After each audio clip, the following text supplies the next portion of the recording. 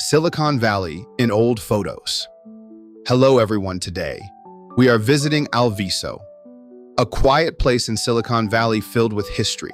Let's uncover its little-known past.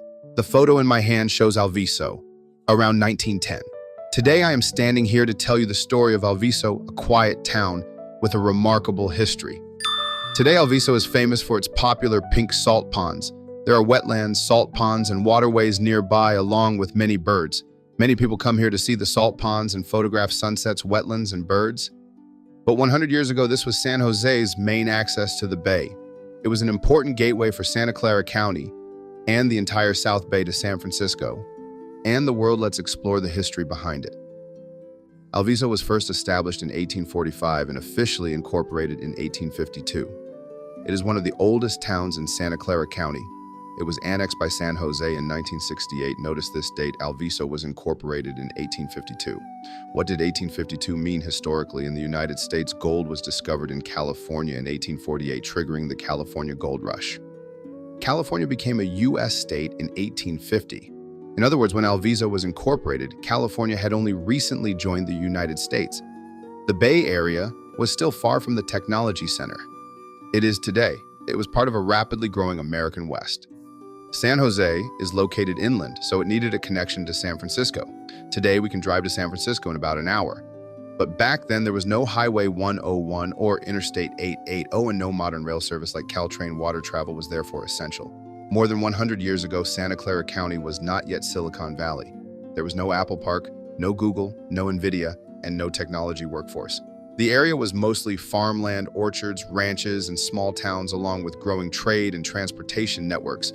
Steamboats regularly traveled between San Francisco and Alviso. Alviso served as San Jose's port. It was the South Bay's gateway to San Francisco. Goods were shipped from here to San Francisco. People could also board boats here and connect with the wider Bay Area. So Alviso was more than a transportation hub. It was also an economic lifeline for the South Bay. However, Alviso's prosperity did not last long. By the 1860s, railroads were expanding rapidly. It was much like today's AI boom, fast and transformative. Transportation patterns changed quickly. Rail service between San Francisco and San Jose began to grow. Railroads gradually replaced water travel as a faster and more reliable option. In other words, Alviso rose because of water transportation and declined because of the railroad. This is one of the most interesting parts of the town's history. A city sometimes prospers because at a certain moment in history, it stands at the center of transportation, trade, and population movement. Once technology changes, routes change, and transportation changes, the city's fate can change completely.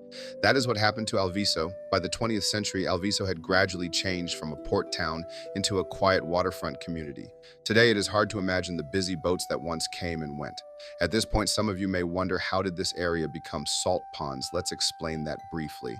This was the second major turning point in Alviso's history. The South Bay was once covered by low-lying tidal wetlands. Bay water flowed in with the tides. The area had strong sunlight, steady winds, and flat land, making it ideal for salt production. People later built levees around the wetlands and divided the water into salt ponds. Bay water was brought into the ponds and slowly evaporated under the sun and wind, leaving behind crystallized salt. So the pink salt ponds we see today are not natural lakes. They are remnants of former industrial salt fields. During the 20th century, the South Bay salt industry continued to expand. By the 1930s, nearly half of the South Bay's tidal wetlands had been converted into salt ponds. So why did these ponds turn pink? It is not because the water itself is pink, it is because the ponds have very high salinity. At different salt levels, different algae and microorganisms appear. They can make the water look pink or red. So the pink salt ponds we see today are the result of nature, industry, and microorganisms together. Later in the 21st century, the South Bay began large-scale salt pond restoration. Many former industrial salt ponds were restored to tidal wetlands. So Alviso has experienced three major transformations. First, it was San Jose's gateway to the bay and the historic port of the South Bay. Second, it changed from a port into an industrial salt-producing area. Third, the salt ponds were restored as protected wetlands. Today, people come here to photograph sunsets and migratory birds. My friends, the next time you visit Alviso to watch the sunset, or see migratory birds, remember that this place was once the historic port of the South Bay and its gateway to the wider world, Silicon Valley, in old photos. That concludes our story about Alviso.